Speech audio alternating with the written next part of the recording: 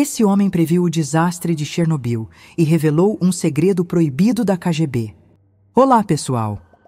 Naquela madrugada gelada de março, o céu sobre Moscou parecia uma placa de chumbo, sem estrelas, e as ruas permaneciam vazias como corredores de hospital. A temperatura rondava os 10 graus negativos, e o silêncio da cidade era cortado apenas por estalos ocasionais das calçadas congeladas. Dentro de um edifício brutalista, típico da arquitetura soviética da época, um telefone preto de disco, guardado dentro de um cofre de parede, começou a tocar. Era um som abafado, pesado, carregado de urgência. O major Kirill Sergeyevich Beliaev, mesmo ainda envolto na penumbra de seu quarto, reconheceu o significado. Aqueles toques nunca anunciavam algo rotineiro. Sem acender as luzes, atendeu com um seco Beliaev, ao que uma voz feminina, fria e mecânica, respondeu apenas: situação não autorizada no objeto 12. Sua presença é obrigatória. 15 minutos depois, uma Volga preta cruzava a cidade deserta com seus faróis amarelados cortando a neblina rala. O motorista não disse uma palavra, e o major mantinha os olhos fixos no horizonte, como se já adivinhasse o peso daquela noite. O objeto 12 ficava num setor afastado da cidade, protegido por múltiplos anéis de segurança, muros altos e cercas com sensores de vibração. Oficialmente, nada existia ali. Para o governo, tratava-se apenas de instalações técnicas de apoio. Na prática, era um centro de pesquisa conduzido pelo Serviço Secreto, dedicado ao estudo de fenômenos que a ciência oficial classificava como mitos: telepatia, premonição, psicocinese. Beliaev supervisionava o local por dever burocrático, mas sempre considerara tudo aquilo um resquício esotérico de Guerra Fria. Naquela noite, porém, essa visão começaria a ruir. Na entrada, foi recebido por um coronel de saúde militar, um homem pálido que segurava a prancheta com mãos trêmulas. O rosto denunciava noites mal dormidas e tensão acumulada. Aproximou-se do major e falou baixo, como quem teme ser ouvido até pelas paredes. Ele está no isolamento. O agente Sokolov colapsou. Beliaev franziu o senho, mas manteve o controle. Sokolov era um dos interrogadores mais experientes da KGB, conhecido por sua frieza e precisão nos métodos. Durante os últimos 2 anos, ele estivera encarregado do chamado Objeto 7, um prisioneiro detido sob ordens diretas do alto comando, acusado de prever acidentes antes que acontecessem. Nenhuma acusação formal, nenhum processo. Apenas uma cela e intermináveis sessões de interrogatório. O corredor de isolamento tinha paredes revestidas de metal escovado e iluminação branca artificial que projetava sombras duras sobre o chão. O silêncio ali dentro era tão absoluto que qualquer respiração parecia uma transgressão. Beliaev observou Sokolov por uma pequena janela de segurança. O homem estava em posição fetal, olhos vidrados, e usava os próprios dedos para desenhar espirais na parede acolchoada. Aquilo não era encenação. Algo dentro dele havia quebrado. Segundo o relatório preliminar, durante o último interrogatório, o prisioneiro, identificado como Piotr Ignatievich Rusakov, dissera algo tão aterrador que o agente perdera completamente a razão. Nenhum detalhe fora especificado, apenas o termo colapso psíquico total. O major solicitou acesso direto ao setor de contenção. Quando cruzou o último portão, foi recebido pelo som abafado dos ventiladores e o cheiro de desinfetante industrial. No fundo do corredor, havia uma única cela monitorada 24 horas por câmeras infravermelhas. Através de uma pequena janela reforçada com vidro triplo, viu pela primeira vez o homem que tantos ali temiam.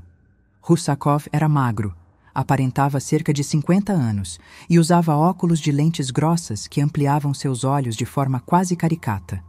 O olhar, no entanto, era perturbadoramente lúcido. Quando seus olhos se encontraram, ele sorriu. Não um sorriso zombeteiro ou ameaçador, mas um gesto sereno, quase triste, que causou em Beliaev uma sensação imediata de desconforto. Solicitou os relatórios completos. Em uma sala reservada, iluminada apenas por uma luminária de mesa, passou horas lendo documentos marcados com carimbos de Top Secret. Ali estavam previsões registradas com datas, locais e resultados.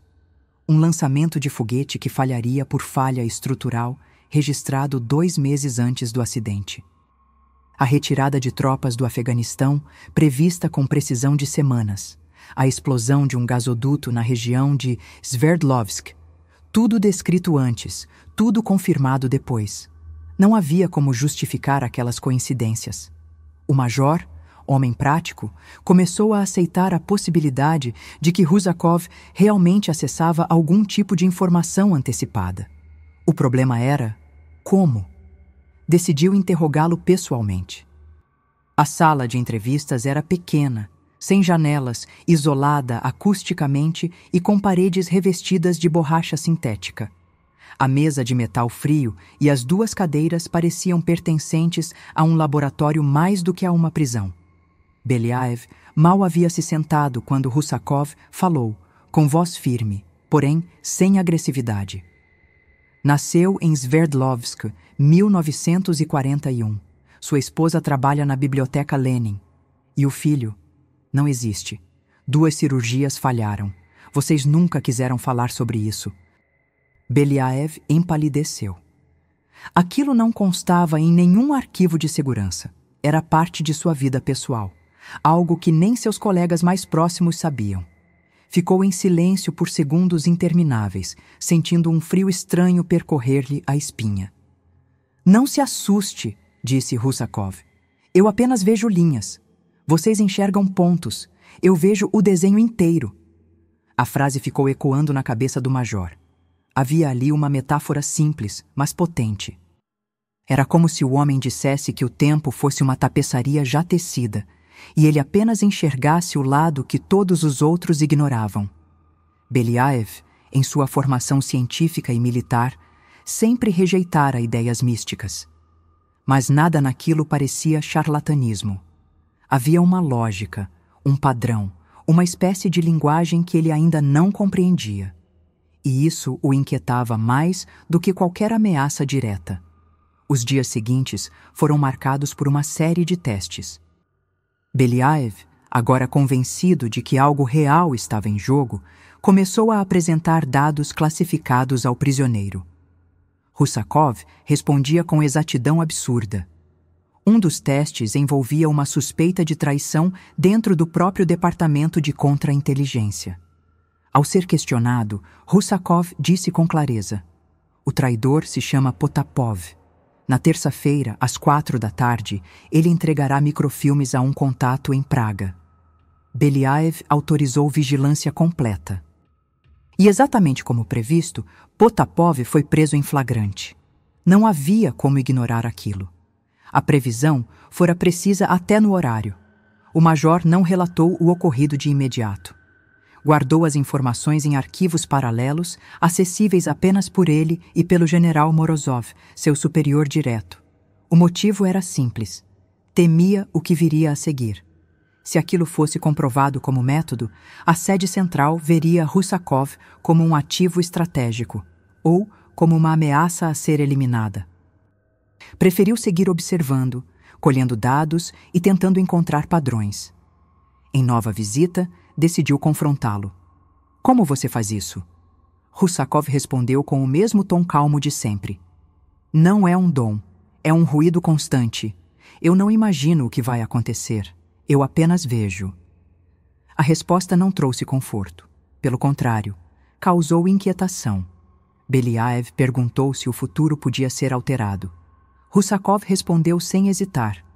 Não, o tempo não é um rio que flui. É um bloco sólido. Você pode ver as rachaduras, mas não pode consertá-las. Aquela afirmação, embora filosófica, tinha implicações terríveis. Se verdadeira, significava que o destino era inescapável. Que todos os esforços de prevenção eram apenas partes do próprio script. Ainda assim, o major não conseguia aceitar a total impotência. Algo dentro dele exigia ação, e foi essa inquietação que o levou a investigar os arquivos com mais atenção. Descobriu que Russakov havia previsto, além do caso Potapov, uma série de eventos ainda não ocorridos. Falava de uma explosão nuclear, de uma mentira de Estado que destruiria a confiança pública e da queda inevitável do Império Soviético. Eram afirmações gravíssimas, que ultrapassavam qualquer fronteira admissível. Para a maioria dos oficiais, aquilo seria considerado subversão. Para Beliaev, era um alerta.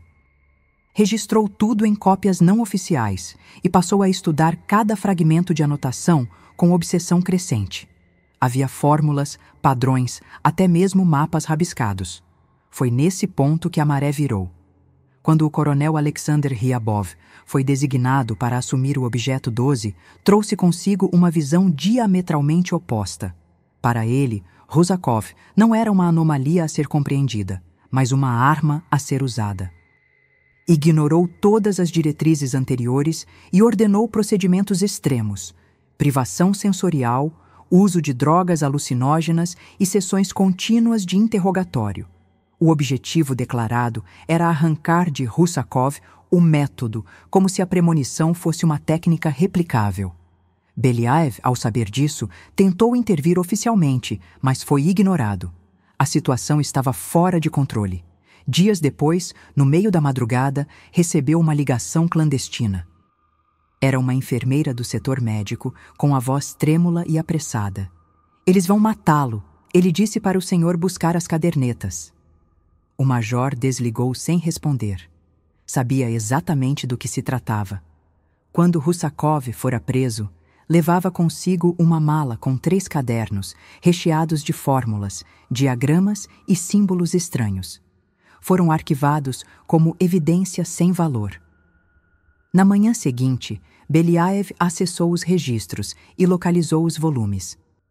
Ao folhear as páginas, algo o atingiu em cheio. Aquilo não era delírio, era estrutura. Parecia uma linguagem matemática do tempo. E foi então que tomou a decisão que mudaria sua vida para sempre. Sozinho, traçou um plano para resgatar Russakov. Sabia que não poderia confiar em ninguém além de seu superior direto. Procurou o general Morozov e explicou os riscos e o potencial. Morozov não autorizou formalmente, mas também não o impediu. Foi tudo dito com olhares e frases interrompidas. O tipo de permissão silenciosa que só existia entre homens treinados para operar fora da linha visível. Beliaev saiu da sala com os olhos fixos nos cadernos. Naquela noite, daria início a uma operação clandestina e colocaria sua própria vida em risco para salvar o homem que dizia ver o futuro. A madrugada da operação chegou envolta em uma escuridão densa, e a neve fina que caía em silêncio tornava tudo mais abafado, como se o mundo estivesse preso em suspensão. Beliaev entrou no complexo pouco depois das 2 da manhã, utilizando um código antigo que ainda não havia sido desativado.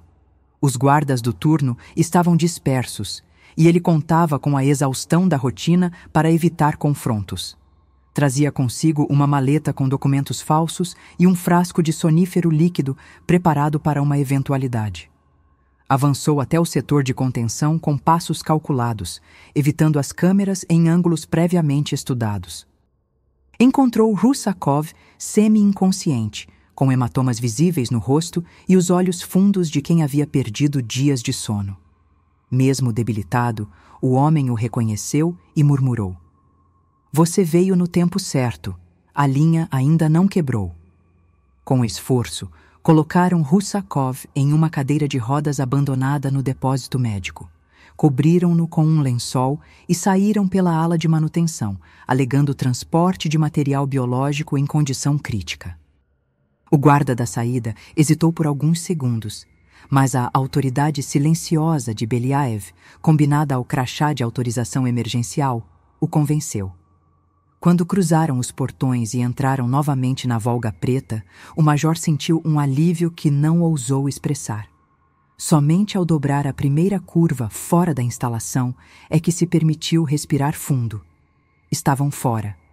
Agora restava protegê-lo e entender de uma vez por todas o que aquele homem carregava dentro de si. O esconderijo escolhido ficava nos arredores de Svenigorod, uma casa de madeira cercada por pinheiros, com acesso difícil e quase nenhum vizinho. Pertencera a um tio falecido durante os anos 60 e estava desocupada desde então. Ali, Beliaev montou uma pequena enfermaria improvisada, cuidando pessoalmente da alimentação e medicação do prisioneiro. Foram dias silenciosos, marcados por um inverno rígido e pelo som constante do vento batendo nas janelas. Russakov, aos poucos, recobrou a lucidez. Falava pouco, mas quando o fazia, suas palavras vinham com a firmeza de quem ainda carregava um propósito. Disse que o barulho do futuro estava voltando, mas agora mais fragmentado, mais difuso, como se o tempo estivesse ferido. Em uma noite de fevereiro, depois de horas de silêncio absoluto, Russakov pediu papel e caneta. Escreveu sem parar por quase 3 dias, com breves pausas para se alimentar e dormir. Beliaev observava sem interferir. Quando finalmente entregou os novos cadernos, havia neles desenhos que pareciam circuitos elétricos combinados com equações de física avançada. Mas entre as fórmulas surgiam mapas de oleodutos, datas e nomes de técnicos. Um trecho em particular chamou a atenção do major. Falava de um rompimento iminente no oleoduto Druzhba, que cruzava vários países e cuja falha provocaria não só desastre ambiental, mas também ruína diplomática. A previsão indicava com precisão a área afetada, o nome de um operador negligente e a data exata do vazamento. Beliaev agiu discretamente. Usando sua posição no departamento de análise, cruzou dados e percebeu que a previsão batia com relatórios internos sobre manutenção atrasada. Solicitou uma inspeção especial sob o pretexto de auditoria e, pessoalmente, viajou até a instalação indicada. Chegando lá, encontrou exatamente o cenário descrito: uma válvula prestes a ceder e um técnico ausente do posto por motivos pessoais. Chamou reforços, assumiu o controle e determinou o fechamento imediato da linha. O rompimento foi evitado por menos de 4 horas. O relatório oficial listou o caso como uma ação preventiva eficaz, mas para Beliaev foi a prova final. A clarividência de Russakov não era teoria, era realidade. E funcionava. Mas o sucesso teve seu preço. O nome de Beliaev voltou a circular entre os oficiais de segurança, e Ryabov, furioso com o desaparecimento do prisioneiro e ciente de que havia algo em curso, intensificou suas buscas. Em poucas semanas, rastreou sinais de movimentação incomum nos arredores de Svenigorod. Beliaev tentou transferir Russakov, mas foi tarde demais. Cercados por unidades especiais, a fuga se tornou uma corrida desesperada. Tomaram a estrada em direção ao norte, mas foram encurralados na margem de um rio congelado. A floresta ao redor parecia ter parado no tempo, e o ar cortante dificultava a respiração. Diante deles, Ryabov desceu de um veículo blindado, acompanhado de 2 homens armados. "Fim da linha, major", disse, com a arrogância de quem acredita ter vencido. Russakov, fraco mas consciente, saiu do carro com dificuldade. Olhou para Ryabov com calma e disse apenas: "Você não pode me matar. Seu coração vai falhar em 45 segundos." O coronel riu, acusando-o de blefe, e avançou com a arma apontada. No entanto, antes que completasse o 5º passo, levou as mãos ao peito e caiu de joelhos. Tentou chamar por ajuda, mas não conseguiu emitir nenhum som. Seus olhos se arregalaram de terror antes de colapsar sobre a neve. Silêncio. Os soldados, atônitos, abaixaram as armas. Beliaev aproveitou a confusão para tomar os cadernos, enquanto Russakov caminhava em direção à beira do penhasco próximo ao rio. Lá, virou-se pela última vez e disse: "Lembre-se da data, 26 de abril. Salve quem puder." Então, desapareceu entre as árvores, engolido pelo nevoeiro. Beliaev voltou sozinho para Moscou, levando os cadernos como única testemunha da existência de Rusakov. A morte de Ryabov foi oficialmente atribuída a um aneurisma fulminante durante uma operação de campo. Nenhuma investigação foi aberta. O general Morozov, impressionado com os resultados obtidos, criou discretamente um setor de análise preditiva estratégica e colocou Beliaev à frente. O major, agora com acesso direto a dados sigilosos e recursos especiais, montou uma equipe mínima de confiança e passou a agir nas sombras. Utilizava os cadernos com parcimônia, interpretando cada página como um mapa de possibilidades, sempre com o cuidado de jamais expor suas verdadeiras fontes. Quando chegou o ano de 1986, os sinais descritos por Rusakov começaram a se alinhar de forma assustadora. Informações sobre falhas técnicas na usina de Chernobyl batiam com anotações antigas, feitas quase 5 anos antes. Beliaev, em silêncio, ordenou o envio de grandes lotes de iodo estabilizado para a região, sob o pretexto de exercícios civis de prontidão. As caixas foram entregues semanas antes do desastre, armazenadas em escolas e hospitais. Quando a explosão finalmente ocorreu, no dia 26 de abril, a distribuição imediata salvou milhares de vidas, especialmente entre crianças. Ninguém soube. Nos relatórios oficiais constava apenas: a resposta rápida foi eficaz. Mas Beliaev sabia que aquilo não fora resposta. Fora antecipação. Aos poucos, as previsões começaram a se cumprir em sequência. O colapso econômico, a crise política, a dissolução da União Soviética. E Beliaev, cada vez mais isolado, passou a viver como um guardião de segredos antigos. Décadas depois, aposentado e solitário, ainda mantinha os cadernos em uma caixa de ferro trancada, dentro da casa onde um dia escondera Rusakov. A esposa falecera, os amigos haviam desaparecido e ele passava os dias entre livros e lembranças. Um dia, um jovem oficial do novo regime bateu à sua porta com propostas de poder e dinheiro em troca do conteúdo dos cadernos. Beliaev ouviu calado. Levantou-se, pegou as 3 cadernetas e, sem dizer uma palavra, atirou-as no fogo da lareira. Não existe futuro para ser controlado, disse, encarando as chamas. Só o preço que se paga por tentar saber demais. A fumaça levou as últimas palavras de Rusakov, e com elas, o ruído do futuro finalmente cessou. Se essas histórias despertam a sua curiosidade, e você muitas vezes fica se perguntando o que está por trás de tantos mistérios, saiba que existem livros que trazem detalhes e até respostas para dúvidas que os vídeos não conseguem mostrar. Eu separei os livros mais procurados sobre abduções, mistérios e fenômenos inexplicáveis, reunidos em uma lista especial para você. O link está logo abaixo, na descrição do vídeo. Se você se interessar por algum desses livros, pode adquirir diretamente por lá. E além de se aprofundar ainda mais nesses assuntos, você também estará ajudando o canal a continuar trazendo novos conteúdos. Muito obrigado por assistir até aqui.